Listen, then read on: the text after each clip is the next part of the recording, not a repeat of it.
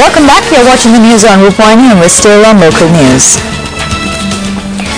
The government expects to make the Northern Railway Line project a flagship project for rebuilding the country through rebuilding the vital Yaldevi Friendship Railway track by making early plans for immediate construction to follow securing the northern areas. Project has commenced on the 23rd of March from Balnea.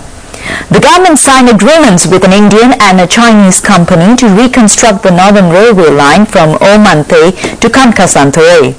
The Indian company Icon will construct the railway line from Omante to Palali, while China Railway No. 5 Group will undertake the construction of the railway line from Palali to Kankasantore. The distance from Omante to Kankasantore is 152 kilometers, which will be reconstructed at an estimated cost of US $430 billion. The project is expected to be completed within the next two and a half years. $185 million and $245 million will be provided in terms of concessionary loans by the Indian and Chinese governments respectively. He said the railway department will restore the railway line up to Omante. The track is being laid successfully with the Army's assistance. The railway track to Kankasantore will be completed in 2 stages. The Indian company will continue work from Omante to Palali, and the Chinese company will lay the track from Palali to Kankasantore.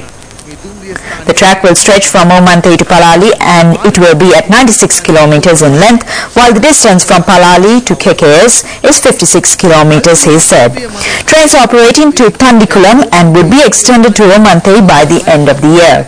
A new railway station in Omante is to be constructed at an estimated cost of ₹20 million with the assistance of the Social Services and Social Welfare Ministry and the people of Gaul. He said 27 railway stations from Tandikulam to KKS are to be reconstructed by 27 sponsors who have already found by the government. The Northern Railway track and railway stations were damaged by the LTTE.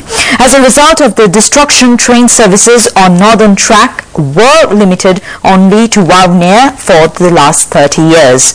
The Army is carrying out demining activities to clear the area so that the railway line can proceed.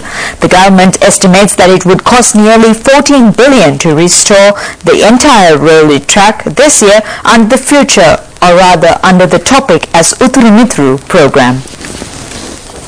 Government ministers and MPs today paid their last respects to the upcountry People's Front leader and Community Development and Social and Equity Minister P. Chandrasekaran at the Parliamentary Complex. Minister Chandrasekaran passed away in a private hospital following a brief illness. He was 54 at the time of his demise. The funeral will take place at Talavakale Public Stadium on next Monday. The body was brought to Parliamentary Complex this morning. The body of late Minister P. Chandrasekaran was brought to Parliamentary Complex from his residence at Nagavalakida Mavita in Rajagiriya today. It was received by Prime Minister Ratnasiri Vikramanayake and several ministers and MPs in accordance with Parliament traditions. President Mahinda Rajapaksa visited the Parliament to pay his last respects to Minister Chandrasekaran. Opposition MPs failed to attend the occasion. People's representatives and the general public paid the last respects to the late minister at the Parliamentary Complex. 1 hour time period has been allocated for this purpose. The motorcade carrying the body of late Minister P. Chandrasekaran proceeded to his residence at Hemchandra Mavata in Talavakale today afternoon. The leadership of the Upcountry People's Front has been given to his wife, Shanti Chandrasekaran, after her husband's demise. Chandrasekaran entered the Parliament as an independent MP representing Noor Area District in 1994. He extended decisive support to the United People's Front government to build a new government after 17 years. He was taken into custody by the UNP government in 1993 under the Prevention of Terrorism Act. He was appointed as the Deputy Minister of State and Infrastructure Facilities of the UPF government in 1994. He was instrumental in launching several welfare projects for the benefit of estate workers in association with President Mahinda Rajapaksa. He attended a meeting organized to ensure the victory of the President. This was his final public appearance.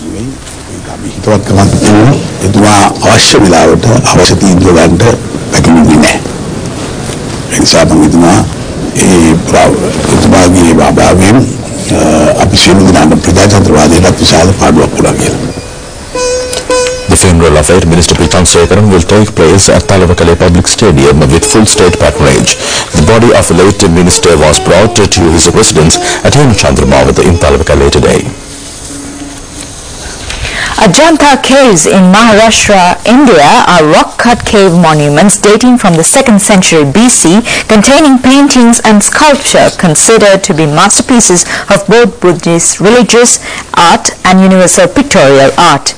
This report has been filed by Chaminda Gunaratna of Rupavahini, who recently visited the Maharashtra, India on a special assignment.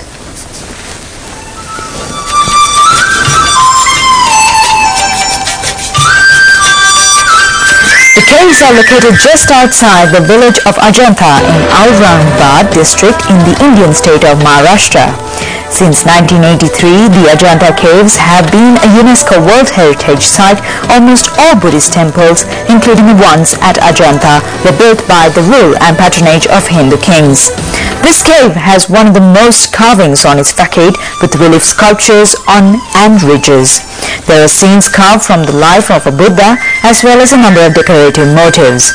A two-pillared portico visible in the 19th century photographs has since perished. The themes are from the Jataka stories, the stories of the Buddha's former existence and Bodhisattva. The life of the Gautama Buddha and those of his veneration are also pictured.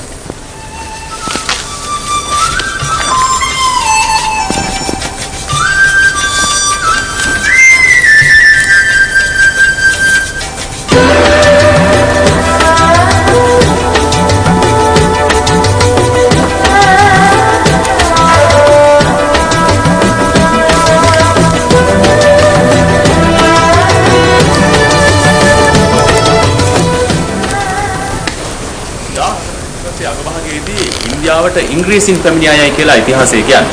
එහිදී ඔවුන් මේ මහා ගල්ලෙන දැකලා තිබුණ අයයි කියලා ඉන්දිය ඉතිහාසය කියන්නේ. ඉන්පසුයි අජන්තාව ලෝකයට හෙළිදරව් වුණේ.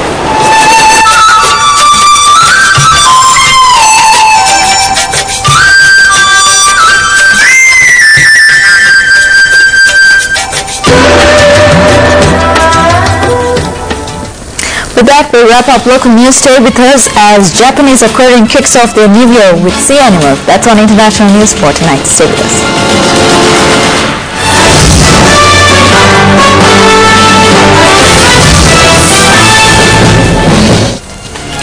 Welcome back to a look at news from overseas now. Pakistan's government came under renewed pressure on the Saturday to bring stability to the country after the suicide bombing at a volleyball game.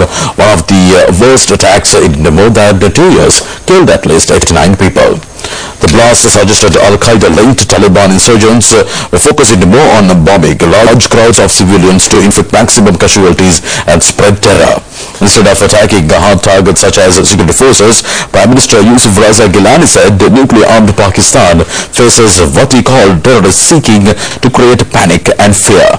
A day after the military blew up his SUV at the volleyball field in the northwest village of Shasi Haskali, rescuers and villagers were still researching for victims. Mudslides and flooding kills at least 44 people in Brazil's Rio de Janeiro state, and authorities expect that the death toll could climb with more heavy rains in the forecast.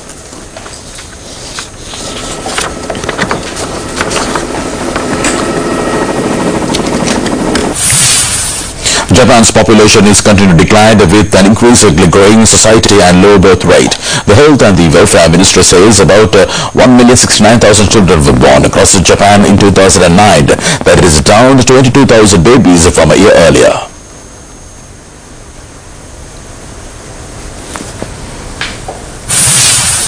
The Emperor of Japan has offered his annual New Year's greetings to the public at the Imperial Palace in Tokyo.